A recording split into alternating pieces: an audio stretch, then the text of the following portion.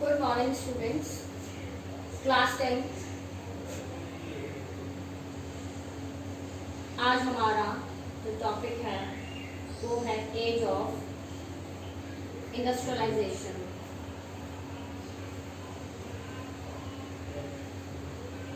देखो, जब भी हम इंडस्ट्रीज की बात करते हैं, और इससे पहले मैं आपको एक चीज बता देती हूँ थोड़ा सा मोटिवेशन के लिए। एक तो आप अपने थॉट्स को पॉजिटिव रखिए। थॉट पॉजिटिव, जैसे कि छोटे छोटे चेंजेस लेके आइए आप अपने लाइफस्टाइल में, अपने पढ़ने के तरीके में। और जब वो छोटे छोटे चेंजेस आप लेके आते हैं तो क्या होता है, उससे जो हमें सक्सेस मिलती है ना, जब सक्सेस मिलती है तो अब हम क्या हो जाते हैं, हैप्पी हो जाते हैं। तो ये हमारी हैप्पीनेस को डबल कर देती है, क्योंकि हमें याद आ जाता है कि हमने अपने अंदर बहुत सारे चेंजेस लाने के बाद हमें ये सक्सेस मिली है। यदि आप एक जगह पे ऐसे ऐसे चलते जाएंगे तो बोर हो जाते हैं, कहते हैं ना, बोर हो जाते हैं। तो चेंजेस लाना जरूरी है। बार बार मैं आपको कहती हूँ कि टाइम के अकॉर्डिंग अपने आप को हमें चेंज करने की जरूरत है, but positively. Negative thoughts avoid करिए, क्योंकि बोर्ड की क्लास भी रहती है, एनटीएससी का भी आपको एग्जाम देना पड़ता है, इसलिए ये चीज मैं आपको आज बता रही हूँ। ऑलमोस्ट हमारा सिलेबस कंप्लीट होने को है। इसी के साथ एक छोटा सा इसी को लेके एक थॉट है कि हर छोटा जो चेंज होता है वो हमें एक बहुत बड़ी कामयाबी देता है। तो आगे हम इसको कंटिन्यू करते हैं। हमारा टॉपिक है एज ऑफ इंडस्ट्रियलाइजेशन।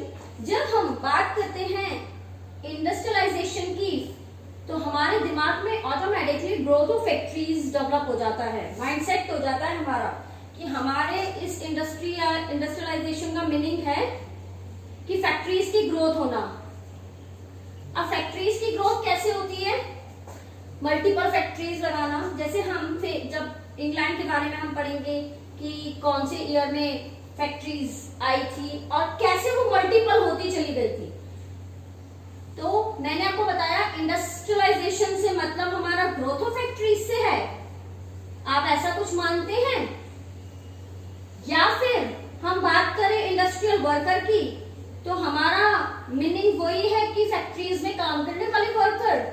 या फिर हम सोचे कि जो इंडस्ट्रियल प्रोडक्शन है, तो इसका भी मतलब हम यही माने कि फैक्ट्रीज में होने वाला प्रोडक्शन। मैं आपकी इन सारी बातों को, यदि आप यस कहते हैं, तो मैं इनको आपकी सारी बातों को रॉन्ग प्रूफ करने के लिए आगे आपको कुछ चीजें बताती हूँ। देखिए, बहुत सारे हमारे जो हिस्टोरियंस थे, इतिहासकार थे, उन्होंने कहा कि नहीं, ऐसा नहीं है। जहां इंडस्ट्रियलाइजेशन की बात हो रही है तो हम फैक्ट्रीज का नाम नहीं लेंगे, हम फैक्ट्रीज में काम करने वाले वर्कर की बात नहीं करेंगे, हम उस प्रोडक्शन की बात नहीं करेंगे जो फैक्ट्रीज से आ रहा है। हम इस इंट्रोडक्शन को आगे कंटिन्यू करेंगे। याद है आपने हिस्ट्री की जो लेसन नंबर 5 है, उसमें आपने 2 फोटोज देखी थी ऊपर नीचे। एक तो थी मैजिशियन की, जो अपने जादू से क्या कर देता है, हर चीज को बदल के रख देता है, यानी कि उसको एक नए चीज में तब्दील कर देता है, नया प्रारूप तैयार करके रख देता है। और ऐसे ही हमने एक मैकेनिक की देखी, जिसने अपने टूल्स के साथ, मॉडर्न टूल्स के साथ, जिसमें हैमर है, बहुत सारी चीजें हैं, उनकी हेल्प से चीजों को मैकेनाइज कर दिया। पहले टीवी चलाने के लिए हमें उठकर जाना पड़ता था, आज आप बेड पे ही रिमोट से ऑन एंड ऑफ कर लेते थे, दैट इज मैकेनाइज्ड। अब जब बात हो रही है हमारे प्रोडक्शन की, तो देख लीजिए, मैं आपको थोड़ा सा 9th क्लास की तरफ लेके जाना चाहूंगी। यदि आपको याद हो तो हमने एक चैप्टर पढ़ा था, पीपल एज रिसोर्स। उसमें आप सेक्टर्स के बारे में पढ़ते हैं, जिसमें सेक्टर्स आते हैं हमारे, उसी में से एक सेक्टर के बारे में हम उसका पूरा हिस्ट्री हम पढ़ेंगे। और वो सेक्टर कौन सा है, होपफुली आपको मालूम होगा। वो सेक्टर है मैन्युफैक्चरिंग सेक्टर। और मैन्युफैक्चरिंग सेक्टर को हम किसके अंदर रखते हैं, सेकेंडरी सेक्टर के अंदर रखते हैं। मैं आपको बता देती हूँ कि हमारा मैंने एग्रीकल्चर वाली वीडियो में आपको बताया था कि हमारा प्राइमरी सेक्टर काफी स्ट्रॉन्ग है। देखिए मैंने यहाँ पे 3 लाइनें खींची है, 1 2 3, ठीक है। ये हमारा स्टार्टिंग पॉइंट है, ये हमारा डेवलपिंग है और ये हमारी है डेवलप्ड चीजें। यदि हम बात करते हैं इसकी प्राइमरी सेक्टर की, तो हम डेवलप्ड है, बहुत अच्छे तरीके से हम विकसित है उस चीज में। यदि हम टर्चरी सेक्टर की बात करें तो हम ऑलमोस्ट डेवलप्ड है यहाँ पे, ये हमारा टर्चरी सेक्टर जो सर्विस सेक्टर भी कहलाता है। और यदि हम मैन्युफैक्चरिंग सेक्टर की बात करें यानी कि सेकेंडरी सेक्टर की बात करें, तो हम डेवलप हो रहे हैं अभी। और हमारा जीडीपी में क्या कंट्रीब्यूशन है प्राइमरी सेक्टर का, ओनली 16%, जबकि हम डेवलप्ड है। और टर्चरी सेक्टर का हमारा है 64 पॉइंट समथिंग %। और यही हम सर्विस सेक्टर की बात करें यानी कि मैन्युफैक्चरिंग सेकेंडरी सेक्टर की बात करें, जो हमारा इंडस्ट्रीज वगैरह जिसमें आ जाती है, वो लगभग 17% के अराउंड है। जो हमारे कंट्री इकोनॉमी की जो ग्रोथ होती है वो ऑलमोस्ट डिपेंड करती है पूरा सेकेंडरी सेक्टर पे। तो और ये सब हमारे श्री नरेंद्र मोदी जी के प्राइम मिनिस्टर बनने के बाद जो उन्होंने एक प्रोजेक्ट की शुरुआत करी है, मेक इन इंडिया। सभी को मालूम है मेक इन इंडिया का क्या फॉर्मूला है कि हमारे ही देश में चीजें बनना, क्योंकि हम क्या करते हैं, इंपोर्ट करते जाते हैं दूसरी कंट्रीज से, तो हमारा सारा पैसा कहाँ पे चला जाता है, दूसरे देशों के पास चला जाता है, जिससे हमारी इकोनॉमी वहीं की वहीं स्टेबल रह जाती है, ग्रोथ नहीं होती। यदि आपको याद हो, मैं थोड़ा सा टाइम एक्स्ट्रा ले रही हूँ, 1933 की बात याद हो, जब हिटलर ने पावर में आया था, तब जर्मनी की हालात बहुत खराब थे, बहुत ज्यादा, और वो डरता था ग्रेट ब्रिटेन से। 5 साल शासन करने के बाद 1938 में बहुत स्ट्रॉन्ग इकोनॉमी हो गई थी जर्मनी की। कैसे? और इतनी स्ट्रॉन्ग हो गई थी कि सुडेटलैंड चेकोस्लोवाकिया, जो नॉर्थ वेस्ट पार्ट है जर्मनी चेकोस्लोवाकिया का, जिसे सुडेटलैंड के नाम से भी जानते हैं आप लोग, उसको अपने अंडर करना चाहता था। तो उस पर लड़ाई करने के लिए इसने कहा, तो ग्रेट ब्रिटेन कहता, भाई तू क्यों लड़ाई करना चाहता है, तेरे को चाहिए ये जगह, तू ऐसे ही ले ले। क्यों कहा? क्योंकि इकोनॉमी स्ट्रॉन्ग हो गई थी। आज के टाइम में आप जो वॉल्क्सवैगन की कार के बारे में सुनते हैं, 6 मिलियन वर्कर्स की लाइफ को चेंज कर दिया था। और किसके बलबूते पे हुआ था? जो हिटलर का इकोनॉमिस्ट था। हिटलर के इकोनॉमिस्ट का नाम आप मेरे को कमेंट में भेजें, व्हाट्सएप ग्रुप पे शेयर करें, एंटी स्पेशली, क्योंकि हम उसके बारे में डिस्कस कर चुके हैं। उसने ऐसा प्लान बनाया था कि उसने जर्मनी की इकोनॉमी को बहुत ज्यादा स्ट्रॉन्ग कर दिया। चाइना क्यों स्ट्रॉन्ग है? क्योंकि उसका मैन्युफैक्चरिंग सेक्टर जो है वो काफी ज्यादा स्ट्रॉन्ग है। आपने देखा होगा नई नई टेक्नोलॉजी लेके आता है और इतनी जबरदस्त टेक्नोलॉजी लेके आता है, हम ऑटोमेटिकली अट्रैक्ट होते हैं उनकी तरफ। तो वही चीज हम अपनी कंट्री में चाहते हैं, यानी कि इंडस्ट्रियलाइजेशन।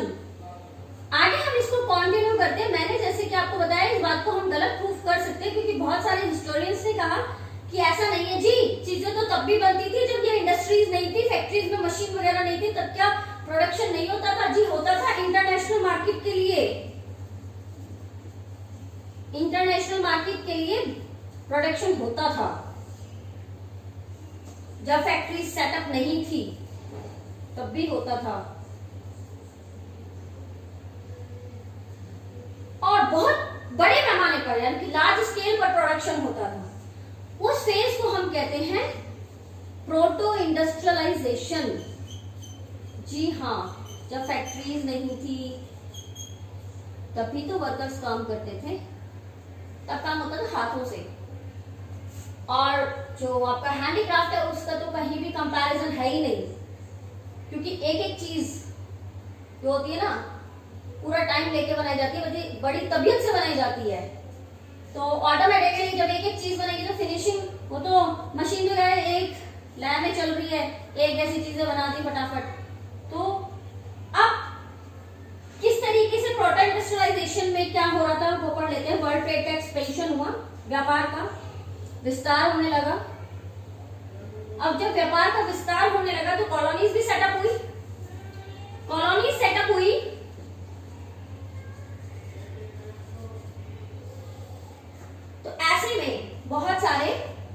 गुड्स की डिमांड बढ़ गई। ये तो आपको मालूम है, क्राउड आता है तो डिमांड बढ़ जाती है, तो गुड्स की डिमांड बढ़ गई। अब जब गुड्स की डिमांड बढ़ी है तो मर्चेंट्स आए टाउन्स में। कौन आए टाउन्स में? मर्चेंट्स। मर्चेंट्स मीन सोनाडा, आपको पता होगा व्यापारी वगैरह आए काम करने के लिए, लेकिन उनको टाउन्स में यानी कि अर्बन एरिया में काम करने में बहुत ज्यादा प्रॉब्लम हुई थी। सेटअप ही नहीं हो पा रहे थे। क्यों नहीं हो पा रहे थे? क्योंकि ट्रेड गिल्ड्स थे यहाँ पर एरियाज में काम करते थे। ट्रेड गिल्ड्स कौन होते हैं? जिनको हायर किया जाता है काम करने के लिए। अब इन्हीं का सारा कंट्रोल था। किन किन चीजों पर? प्राइस पर इनका कंट्रोल था, प्रोडक्शन पर इनका कंट्रोल था, और कंपटीशन पे इनका कंट्रोल था। और ऐसे नहीं अपने आप को सेटअप नहीं कर पा रहे थे जो मर्चेंट्स थे। तो अर्बन पे ट्रेड गिल्ड्स से इन्होंने थोड़ा सा अपने आप को आगे लेके गए शहर से बाहर की तरफ, यानी कि कंट्री साइड में। कंट्री साइड में जब ये गए तो वहां पर जो पीजेंट्स थे उनके पास छोटे छोटे प्लॉट्स थे। घर के सारे मेंबर काम भी नहीं कर पाते थे।